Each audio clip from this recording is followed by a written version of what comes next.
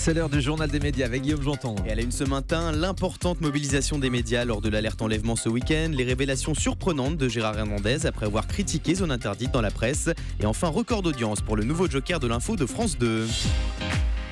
Et on commence avec la mobilisation importante et réussie des médias lors de l'alerte enlèvement de ce week-end. Le petit Rifki, 4 ans, devrait retrouver sa famille dans la journée après avoir été kidnappé ce week-end. Son ravisseur est en garde à vue, il a été localisé en quelques heures grâce à l'alerte enlèvement relayée en masse par les médias. Ce dispositif existe depuis un peu moins de 10 ans et à chaque fois c'est une réussite, comme nous l'explique Rémi Botsaron pour Europe 1. C'est la force de frappe de ce dispositif qui a été illustré ce week-end. Le principe, c'est une mobilisation intense sur un temps très bref avec une diffusion des informations dans les médias, sur Internet, dans les gares, dans les villes, sur les autoroutes. C'est ce qui a permis cette fois d'alerter une femme qui se trouvait dans un TGV entre Paris et Bordeaux, juste à côté de l'enfant et du ravisseur, et donc de mettre fin à l'enlèvement à Libourne, alors qu'il avait débuté à Rennes, à quelques centaines de kilomètres de là. Un scénario inimaginable avant la création du plan alerte enlèvement, selon le procureur de la République de Rennes, Thierry Poquet. Je ne vois pas d'autres dispositifs et d'autres mobilisations qui permettent d'assurer une telle mobilisation et un tel retentissement. Je ne sais pas quel est le profil de cette dame, mais je pense qu'il y a peu de citoyens qui n'aient pas été informés par ce dispositif, par son ampleur, je dirais par sa pression un petit peu, ce qui permet d'assurer le maximum de retentissement à ces disparitions et aux éléments que l'on peut recueillir. Voilà, le procureur de la République directement concerné, puisque c'est lui qui prend la décision de déclencher ce plan alerte enlèvement. C'était ce week-end la 16e fois que ce plan était utilisé et à chaque fois les enfants ont été retrouvés sains et saufs, le plus souvent moins de 24 heures après leur enlèvement.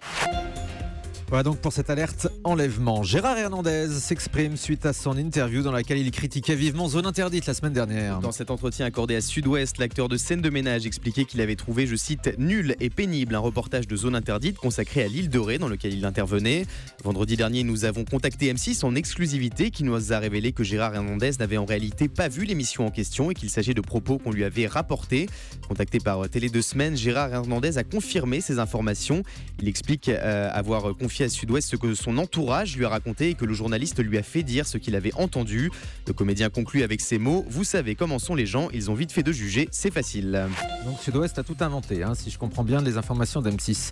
Valérie Trierweiler dément chercher un emploi. Vendredi dernier, on vous parlait de cette interview de Valérie Trierweiler dans le magazine Grazia, un entretien dans lequel l'ex-compagne de François Hollande a évoqué ses projets professionnels en expliquant qu'elle attendait que des portes s'ouvrent. Sur Twitter, Valérie Trierweiler nous a répondu pour préciser qu'elle n'est pas à la recherche d'un emploi puisqu'elle travaille déjà à Paris Match depuis 25 ans. Elle explique avoir envie de faire d'autres choses en plus de cette activité, comme du reportage ou du documentaire à la télévision. Les locaux du journal L'Humanité évacués d'urgence vendredi. Ça s'est passé aux alentours de 11h30 vendredi matin. La rédaction de L'Humanité a reçu une enveloppe suspecte qui contenait de la poudre accompagnée d'un mot, selon le Parisien. Les pompiers et les forces de l'ordre sont intervenus immédiatement et après avoir vérifié le contenu de cette enveloppe, ils ont levé l'alerte vers 13h. La mystérieuse poudre était en réalité des déchets minéraux et le mot en question, une lettre aux propos incohérents.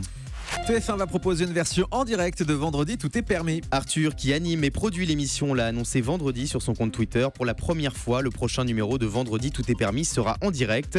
Du côté des invités, les téléspectateurs retrouveront Kev Adams, Gad Elmaleh, Cyril Hanouna, Danny Boone, Michael Youn et puis la nouvelle recrue de TF1, Alessandra Sublet. Toujours sur TF1, une nouvelle série bientôt avec Mathilde Seigné. Sam, c'est le nom de cette fiction actuellement en tournage, adaptée d'un feuilleton danois à succès. Cette série raconte l'histoire d'une professeure des collèges incarnée par Mathilde Seigné, tiraillée entre son métier et sa vie privée. Au casting, on devrait également retrouver Fred Testo, que les téléspectateurs de TF1 ont aperçu dans L'Emprise en début d'année. Le tournage des 6 épisodes de 52 minutes a lieu jusqu'au 23 novembre. TF1 n'a pas encore communiqué la date de diffusion de cette nouvelle série. Et puis un record d'audience ce week-end pour le nouveau joker de l'info de France 2. Vendredi soir, Jean-Baptiste Marteau a présenté son premier journal de 20h sur France 2 et le public a répondu présent. 4 100 000 téléspectateurs, 23,5% de part de marché. Il s'agit là du record de l'année pour les éditions du week-end. Très bon début donc pour Jean-Baptiste Marteau, qu'on aurait bien aimé avoir en ligne dans cette émission pour le faire découvrir aux auditeurs d'Europe 1, mais malheureusement France 2 a décidé de ne pas communiquer sur les jokers pour ne pas faire d'ombre aux titulaires des journaux de la semaine et du week-end, ainsi que leurs remplaçants de cet été. Après Jamel Debbouze et Elie Semoun Moon, un autre humoriste, soutient Florence Foresti qui avait été malmenée il y a quelques semaines par les médias. Il y a quelques jours, on vous parlait de cet article du Parisien qui décrivait une Florence Foresti quasi odieuse lors de sa venue au Festival d'humour de Ramatuelle. Des informations confirmées par le quotidien Var Matin. Jamel Debbouze et Elise Moon avaient apporté leur soutien à l'humoriste sur Twitter. Cette semaine dans Téléstar, c'est au tour de Franck Dubosc de défendre Florence Foresti. L'humoriste était présent au Festival de Ramatuelle le soir du spectacle de Florence Foresti et il explique, je cite, qu'elle n'est pas une diva et que son attitude aurait été mal interprétée. Elle sort d'une tournée de grandes salles et le Festival de Ramatuelle est paradoxalement plus stressant. De son côté, Florence Foresti n'a pas réagi à cette polémique. Et puis de nouvelles informations sur la rentrée de Canal. La chaîne cryptée a dévoilé son clip de rentrée sous la forme d'un dessin animé pixelisé. Et autour de la table du Grand Journal, on reconnaît bien évidemment Maïtena Birabin qui présentera l'émission, Augustin Trapenard, Cyril Eldin et aussi Mouloud Achour qui devrait donc faire son retour dans l'émission. Information confirmée à l'instant par Canal+ sur son compte Twitter. La nouvelle équipe donc du Grand Journal avec Maïtena Birabin à partir du 7 septembre. Et puis Elton John attaque 3 magazines People pour violation de la vie privée. L'avocat du chanteur britannique l'a annoncé vendredi. Elton John va porter plainte contre les sites internet de Closer, Téléstar et le magazine VSD suite à la publication de rumeurs infondées sur l'état de santé d'Elton John et de son mari.